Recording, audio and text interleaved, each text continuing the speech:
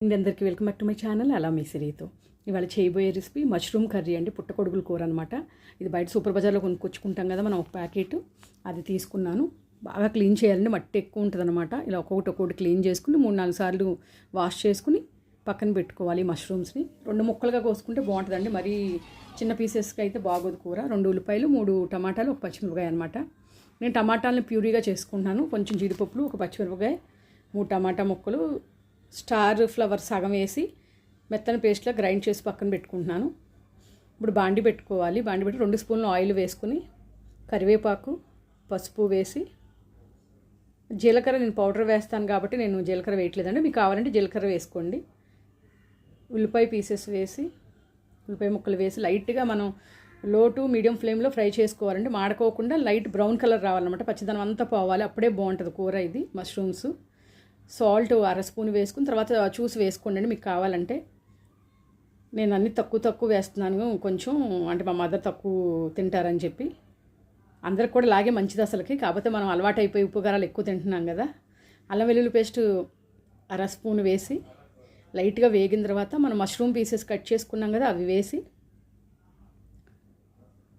మనం లైట్గా ఫ్రై చేసుకోవాలంటే పచ్చివాసన దాకా వాటర్ బయటకు వదులుద్ది అనమాట. ఈ మష్రూమ్స్ బాగా వేగాలి, కొంచెం ఒక 5 నిమిషాలు వేగి ఆయిల్ మనకు కనపడుతుంది. అప్పుడు ఈ టమాటా ప్యూరీ గ్రైండ్ చేసుకున్నాం కదా, ఈ టమాటా ప్యూరీని వేసి ఇది కూడా అంతేనండి, పచ్చివాసన పోయేదాకా వేగితేనే అప్పుడు మనకు చాలా టేస్ట్ వస్తుందండి.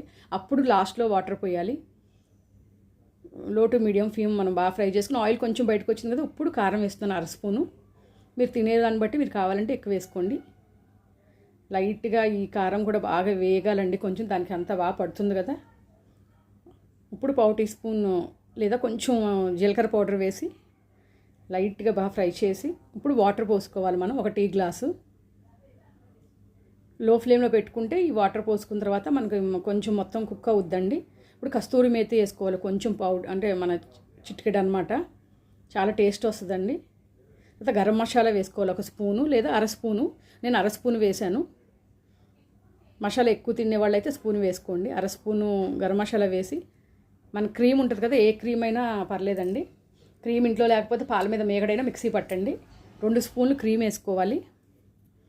అది వేసి తిప్పిన తర్వాత కొత్తిమీర వేసుకుని 1 నిమిషం కనుక లో ఫ్లేమ్లో పెట్టుకుంటే సూపర్గా ఉంటుందండి. అన్నంలోకి కానీ, చపాతీలోకి కానీ, అలా బిర్యానీలోకి కానీ. నేను దీని కింద ప్లెయిన్ బిర్యానీ చేశాను మా మదర్ కోసం. ఈ రెసిపీ నచ్చితే లైక్, సబ్స్క్రైబ్ మై ఛానల్.